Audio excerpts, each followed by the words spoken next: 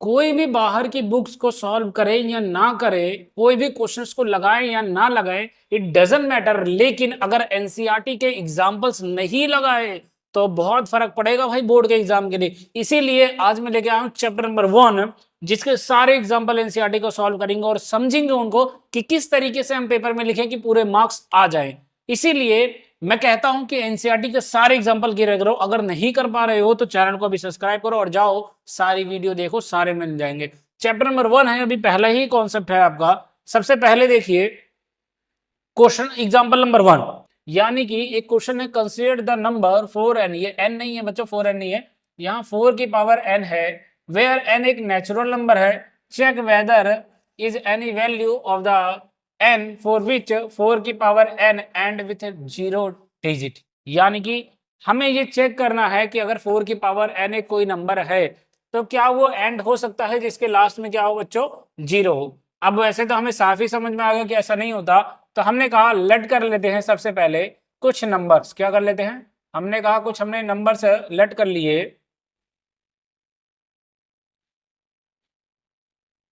जैसे कि एक नंबर हमने लिया 10, अगर मैं 10 का प्राइम फैक्टर करूं तो मैं देखूंगा कि 2 मल्टीप्लाई में 5 आता है।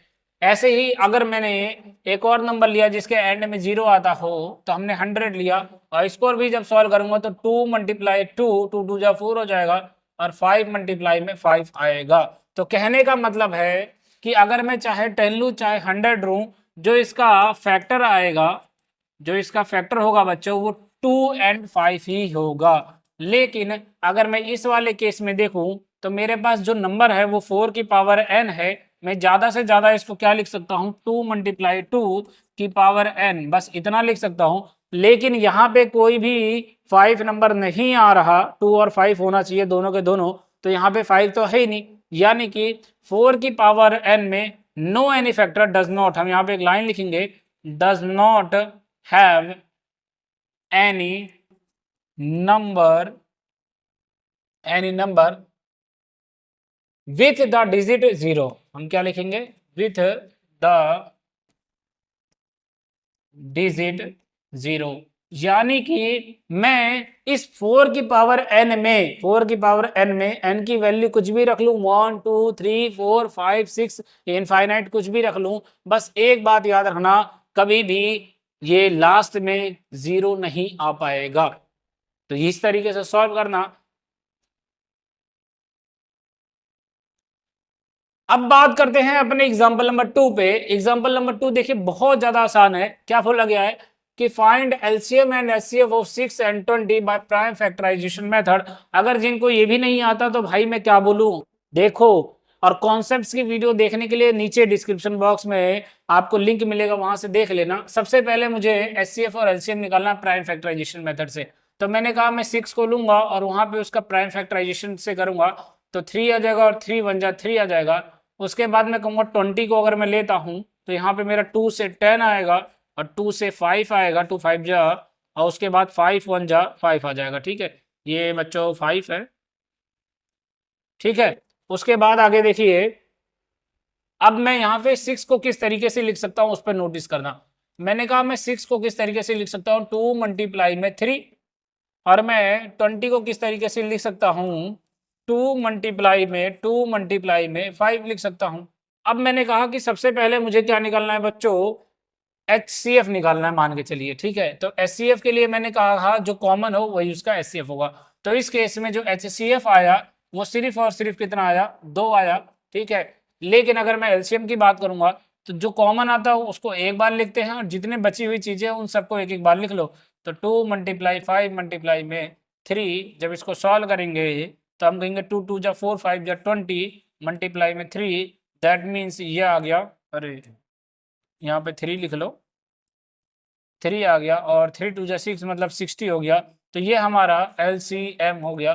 तो एलसीएम की वैल्यू आई 60 और एचसीएफ की वैल्यू आई 2 बाय प्राइम फैक्टराइजेशन मेथड। देखिए एग्जाम्पल नंबर 3 और भी थोड़ा सा आसान है, बस चेंजेस क्या है आपको बोला है सबसे पहले आपको एचसीएफ निकालना है 96 का, फिर 404 का, उसके बाद यूज करना है प्राइम फैक्टराइजेशन मेथड। जब ये हो जाए तो आपको क्या निकालना है, एलसीएम निकालना है। सॉल्व करते हैं एचसीएफ के लिए, तो हमें सबसे पहले क्या बोला कि 96 का अगर मैं प्राइम फैक्टराइजेशन इस्तेमाल करूंगा तो 2 से करूंगा तो ये आ जाएगा मेरा 4 और यहाँ पे आ जाएगा 8, फिर 2 से करूंगा तो ये आ जाएगा 24, फिर 2 से करूंगा तो ये आ जाएगा 12, फिर 2 से करूंगा तो ये आ जाएगा 6 और उसके बाद 2 से करूंगा तो ये आ जाएगा 3 और 3 से करूंगा तो ये आ जाएगा 1। तो मेरा 96 को जो लिखने का तरीका आया वो टू आया। काउंट करो 1 2 3 4 5, 5 बार 2 लिख दीजिए तो ये 2 3 हो गया, 4 हो गया एंड ये 5 हो गया। उसके बाद हमारा 3 लिख दिया। फिर देखिए 404 को हम कैसे निकालते हैं। तो हमने कहा ये 404 है, उसको निकालते हैं। तो इसको 2 से करा तो 202 आ गया, फिर 2 से करा तो 101 आ गया। अब इसको सॉल्व करेंगे तो 101 किसी के टेबल में ही नहीं आता तो एक बार में जाएगा। तो ये हमारा सॉल्व करके आएगा 2 मल्टीप्लाई में 101। जब हमें एचसीएफ निकालना है तो हम सिर्फ एक कॉमन देखेंगे। तो हमने कहा ये देखो कॉमन और ये देखो कॉमन। तो जो मेरा HCF आया वो आया सिर्फ और सिर्फ 2 मल्टीप्लाई 2 यानी कि 4 आ गया मेरा HCF। अब ये वाला नंबर अगर आप ध्यान से देखोगे तो ये A हो गया, ये B हो गया, ठीक है, और ये हमारा HCF हो गया। LCM हमें नहीं पता तो LCM के लिए हमने कहा क्वेश्चन मार्क लगा दीजिए। जब इसको सॉल्व करेंगे तो एक चीज ध्यान में रखेंगे कि हमारा a इंटू में b इक्वल टू था हमारा LCM मल्टीप्लाई में HCF। सॉल्व करिए, a की वैल्यू देखिए अगर 96 आती है और b की वैल्यू देखिए 404 आती है तो LCM हमें x मान लिया, मल्टीप्लाई में HCF हमारा आता है 4। उसके बाद इस 4 को मल्टीप्लाई है तो इधर लेके आ जाओ, 96 मल्टीप्लाई 404 अपॉन में 4 आ गया, ये हमारा x आ गया। 4 से कट कर दिया हमने, 4 1 जा 4 और ये 101 आ गया। x की वैल्यू जब हमने देखा 96 मल्टीप्लाई में 101 आ रहा है, इसको मल्टीप्लाई करिएगा, ठीक है, जो मल्टीप्लाई करने पे आंसर आएगा वो है 9696।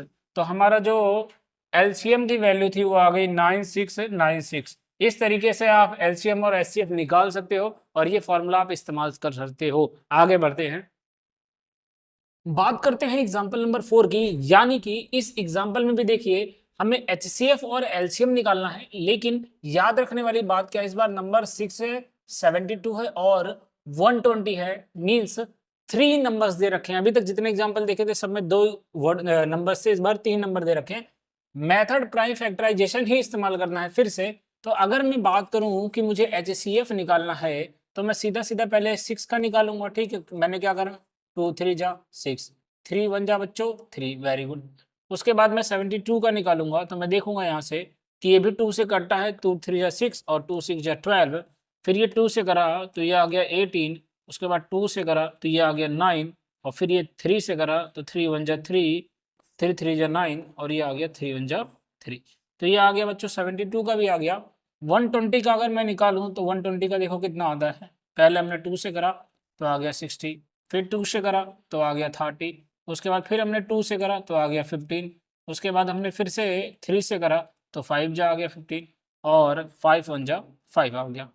तो ये होता है बच्चों कि अभी एचसीएफ निकालने से पहले ये चीज़ें हमें निकालनी है।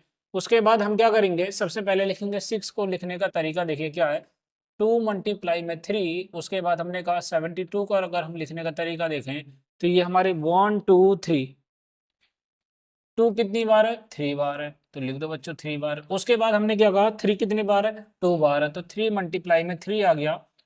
इसी के साथ साथ जब मैंने 120 की बात करी तो 1 2 3, 3 बार ये भी आ रहा है, 1 2 एंड 3। उसके बाद देखिए एक बार 3 है और एक बार 5 है।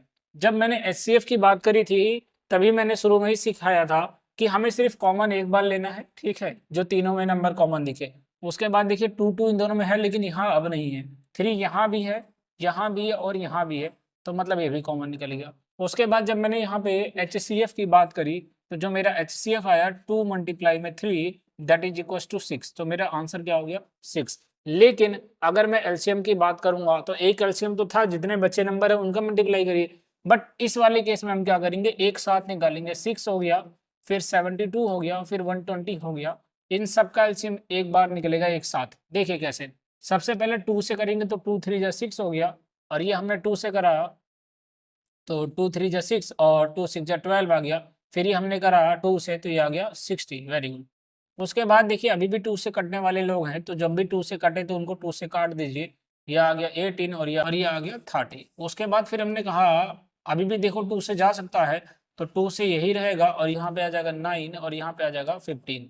उसके बाद अब कोई नंबर 2 से नहीं कटेगा, अब हम 3 से करेंगे इसको, तो 3 1 जा 3 हो गया और 3 3 जा 9 हो गया और 3 5 जा 15 हो गया। उसके बाद अभी भी देखो 3 से कट सकता है, तो 1 1 और ये 5 आ गया। उसके बाद हमने कहा 5 से कट करते हैं, तो 1 1 और 1 आ गया। मीन्स जो मेरा अब देखिए यहाँ पे एलसीएम की जो वैल्यू रहेगी वो देखो बच्चों क्या क्या रहेगी। सबसे पहले तो ये सारे नंबर लिख लो, कितनी बार है 2 3 बार, 1 2 और ये 3, उसके बाद 2 बार ये है 3 3 एंड देन 5। इसको सॉल्व करते हैं, देखते हैं कितना आता है आंसर। देखो 2 2 जा 4 4 2 जा 8 और 8 3 जा 24, तो ये आ गया 24 मल्टीप्लाई में 5 3 जा 15। इसको जब मल्टीप्लाई करते हैं हम दोनों तो ये आता है 360 के बराबर।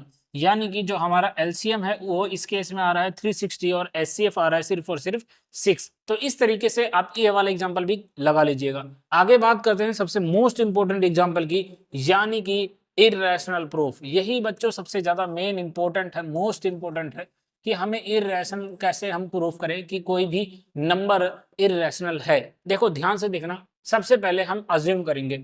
हमने कहा लेट कर लेते हैं, लेट अज्यूम। हमने सबसे पहले अज्यूम करा कि जो √3 है वो क्या है, रैशनल है। क्या है बच्चों, रैशनल है। और अगर रैशनल है तो इसको हम p/q के फॉर्म में लिख सकते हैं, यानी कि a/b के फॉर्म में हम इसको लिख सकते हैं। लेकिन एक बात याद रखना कि a और b क्या है बच्चों, को प्राइम है। क्या है बच्चों, को प्राइम है। ठीक है, तभी तो रैशनल बनेंगे। को प्राइम है where b is not equal to 0। But जब मैं इसको सॉल्व करूंगा तो मैंने सबसे पहले एक वर्ड लिखा, मैंने कहा स्क्वायरिंग कर दीजिए, स्क्वायरिंग बोथ साइड। जब हमने दोनों तरफ इसको स्क्वायर करा तो हमने क्या देखा कि ये आ गया बच्चों ए स्क्वायर अपॉन में बी स्क्वायर इक्वल्स टू 3 आ गया। कितना आ गया, ए स्क्वायर अपॉन में बी स्क्वायर इक्वल्स टू 3। जब मैं इसको फर्दर और ज़्यादा सॉल्व करूंगा तो इसके नीचे 1 लगा लो, ये क्रॉस मल्टीप्लाई होगा और ये बनेगा a square equals to 3b square. क्या बना बच्चों, a square equals to 3b square. अब यहाँ पे अगर आप देखोगे 3 डिवाइड्स ए, यानी कि ये 3 अगर देखोगे इधर तो डिवाइड में जाएगा। क्या बात बोलेंगे कि एक नया नंबर आएगा, न्यू नंबर आएगा, जिसको हम क्या बोलेंगे, सी बोल देते हैं। क्या बोल देते हैं बच्चों, सी बोल देते हैं। तो यहाँ से एक वैल्यू आएगी ए इक्वल्स टू 3c के बराबर, ए इक्वल्स टू 3c के बराबर। जब इसको स्क्वायर करेंगे तो ये आएगा a square equals to 9c square. अब देखोगे इस वाली लाइन को फोकस करना और इस वाली लाइन को फोकस करोगे तो ए स्क्वायर के बराबर ये भी है और ए स्क्वायर के बराबर ये भी है।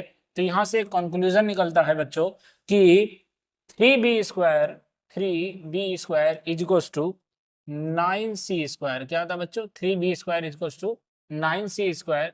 और यहाँ से b स्क्वायर की जो वैल्यू आ गई वो आ गई 3c स्क्वायर के बराबर आ गई।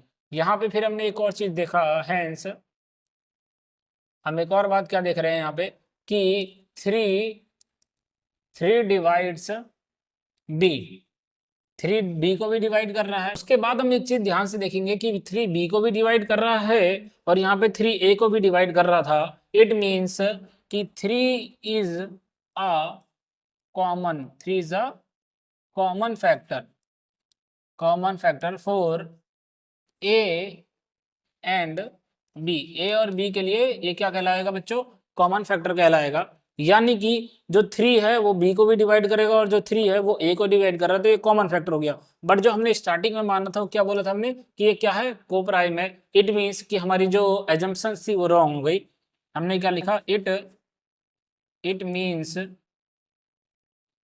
आवर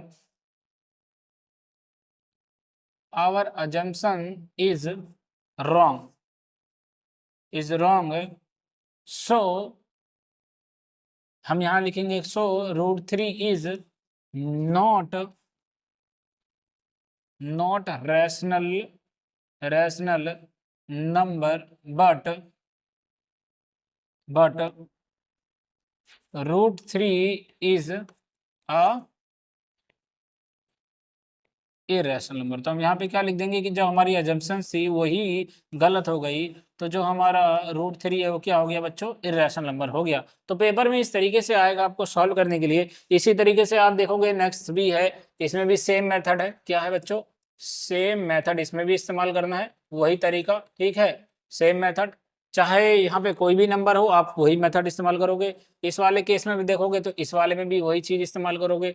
सेम ही मेथड रहने वाला है हर केस में। यही आपका एग्जाम्पल नंबर 7 है और 6 भी सेम ही मेथड का है। यानी कि बस आपको क्या चेंज करना है बच्चों, डिजिट चेंज करने हैं। क्या चेंज करने हैं, डिजिट को चेंज करिए और जो कॉन्सेप्ट है उसको याद कर लीजिए, लर्न कर लीजिए, क्योंकि ये पेपर में आना ही आना है और मोस्ट इंपॉर्टेंट है बच्चों। तो इसको तो आपको करना ही करना है। अब इसको कर लीजिएगा, कारण क्या है, सेम तरीका है, सब में सेम तरीका है, कर लीजिएगा। और ये तो सारे एग्जाम्पल से एक्सरसाइज के क्वेश्चंस देखने के लिए या पूरा चैप्टर का कॉन्सेप्ट समझने के लिए चैनल को सब्सक्राइब कर लेना और अभी जाके वीडियो देख सकते हो। हम अभी का भी कॉन्सेप्ट भी क्लियर कर लीजिए तो ज्यादा अच्छा रहेगा। मिलते हैं अगली वीडियो में, तब तक के लिए बेस्ट ऑफ लक।